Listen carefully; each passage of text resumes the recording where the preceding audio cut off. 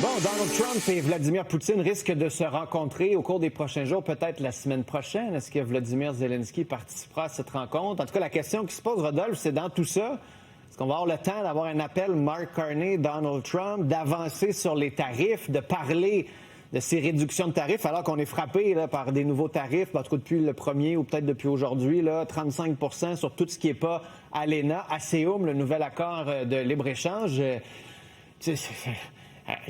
Il peut-tu s'intéresser à nous juste comme une semaine de temps complet, là, qu'on puisse régler le problème et qu'on passe à autre chose?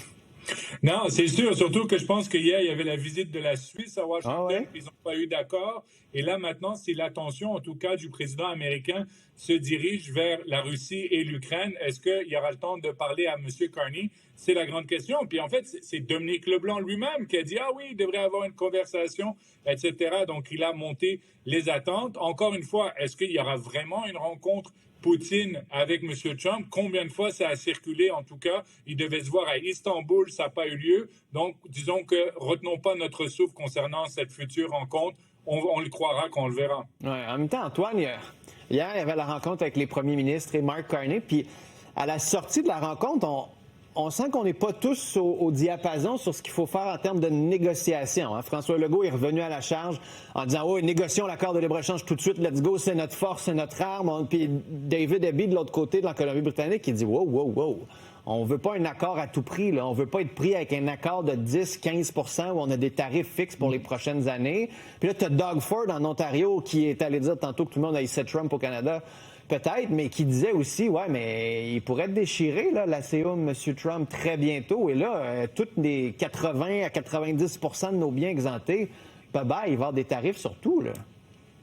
Oui, il y a comme deux lignes de fracture chez les premiers ministres. D'abord, est-ce qu'il faut augmenter les contre-tarifs, en mettre davantage? Hein? Doug Ford est le partisan de cette option-là parce qu'il dit qu'il faut être fort, il faut répliquer dollar pour dollar. En même temps, c'est très impopulaire là, dans les entreprises et les segments de nos industries qui sont touchés.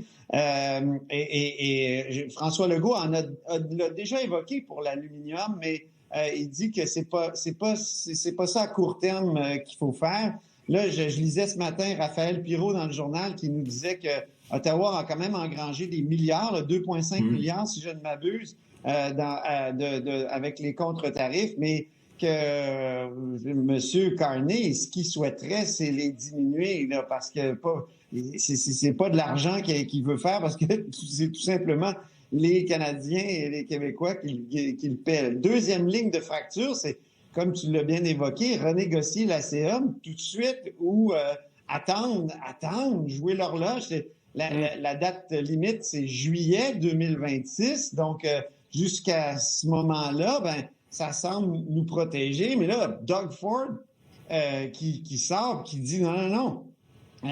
Donald Trump ne respectant rien, probablement qu'il pourrait, d'un trait de plume, trouver une espèce d'argumentaire autour d'une urgence quelconque, puis dire non, je ne respecte plus cet accord que moi-même j'ai signé et que j'ai considéré comme la plus belle au monde. Ça, c'est pas une théorie qui est courante, là. Ouais. J'ai été surpris moi-même. Il y a des limites peut-être à ce que Trump peut faire. En même temps, d'autres me diront non, il n'y a pas de limite. Alors, c'est ce qui se dit autour de Doug Ford. Il faut dire que Doug Ford est bien informé. Hein? Il parle directement, lui, au secrétaire au commerce Lutnick. Donc, faut peut-être l'écouter, ou c'est peut-être une des nombreuses menaces que font circuler les gens de l'administration Trump. Rodolphe, Pierre Poilievre est allé en point de presse aujourd'hui, parce qu'il y a une autre ligne de fracture dont Antoine parle, c'est sur les pipelines. Hein? David Eby, en Colombie-Britannique, dit « Nous autres, on n'en veut pas. » L'Alberta dit « Ben nous, on en veut, on a besoin d'en avoir. » Là, Pierre Poilievre est comme sorti avec un projet de loi sur la souveraineté canadienne. Il dit rien, il n'y en a pas de pipeline. En même temps, tu te dis, il n'y en a pas, donnons-nous le temps que ça arrive, là. Mais est-ce qu'il fait de la politique un peu dans le vide, M. Poilievre, actuellement, ou ça marche, tu penses?